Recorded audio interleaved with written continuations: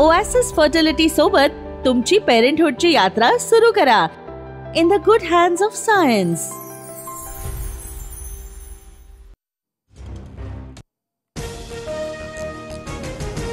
सकाळपासूनच अजित पवारांचा बीडमध्ये पाहणी दौरा सुरू. महिलेनं रडून अजित पवारांसमोर गाऱ्हाण मांडलं तर तात्काळ मदत करू अजित पवारांचं आश्वासन. राज्यातील बळीराजावर अस्मानी संकट. मुख्यमंत्री आणि दोन्ही उपमुख्यमंत्र्यांचा बांधावर जात शेतकऱ्याला धीर.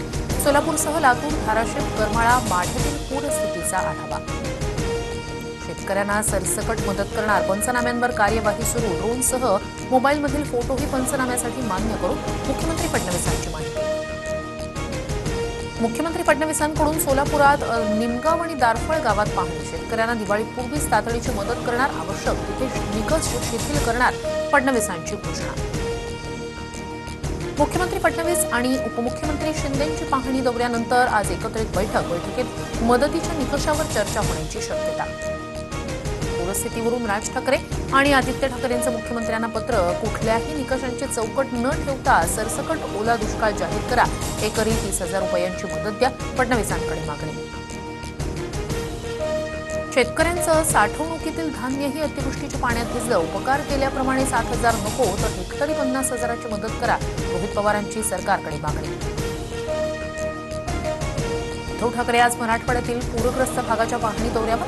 धाराशिव, बीड, जालन्यासह छत्रपती संभाजीनगरमधील नुकसानाची ठाकरे करणार पाहणी.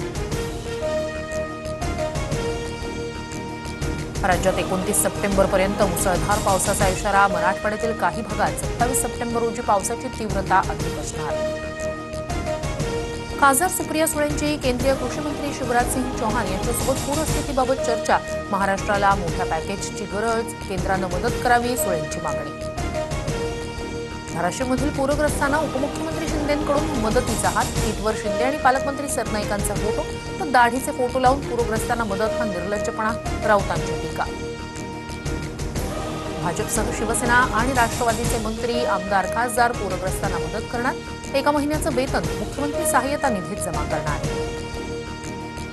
मंत्री आमदार नालायक असतील तर त्यांच्या सुद्धा सर्व गोष्टी बाहेर काढायच्या. पालघरमधील जनता दरबारादरम्यान गणेश नाईकांचं वक्तव्य. दक्षिणेतून स्तंभ हातात घेऊन टोळी येते आणि सदनात चक्कर टाकून त्या ठिकाणी तो स्तंभ स्थिर करते. हा निर्णय कुणी घेतला याची चर्चा होत नाही.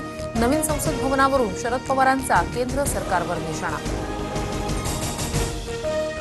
डॉक्टर व्हायचं नसल्यानं 19 वर्षीय विद्यार्थ्याची गळफास घेत आत्महत्या. चंद्रपूरच्या नवर गावातील धक्कादायक प्रकार. नीटमध्ये 99.99% मिळाल्यानंतर MBBS प्रवेशाआधीच जीवन संपवलं. केंद्रीय गृहमंत्री अमित शहा खासगी कार्यक्रमासाठी आज मुंबई दौऱ्यावर. कोरळमधील कार्यक्रमाला हजेरी लावणार. मतदार याद्यांमधील गैरप्रकार रोखण्यासाठी पावलं. निवडणूक आयोगाकडून दुरुस्त्यांसाठी ई पडताळणीचा निर्णय. आयोगाचं संकेतस्थळ आणि ॲपवर नवीन ई साईन फीचर सुरू. सीसीटीव्ही यंत्रणेसाठी राज्य सरकारकडून 2,000 कोटींचा निधी मंजूर. कायदा सुव्यवस्था, वाहतूक आणि महापालिकेला सहाय्य होणार. कृत्रिम बुद्धिमत्तेचा वापर करून यंत्रणा उभारली जाणार. रेल्वे कर्मचाऱ्यांना 78 दिवसांचा बोनस मिळणार. पंतप्रधान मोदींच्या अध्यक्षतेखाली झालेल्या केंद्रीय मंत्रिमंडळाच्या बैठकीत निर्णय.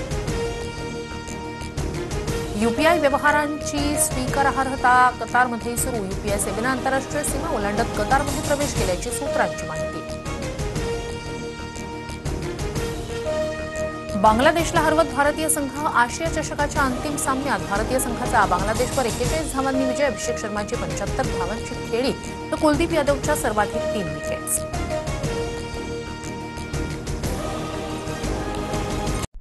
ओएसिस फर्टिलिटी सोबत तुमची पेरेंटहुडची यात्रा सुरू करा. In the good hands of science.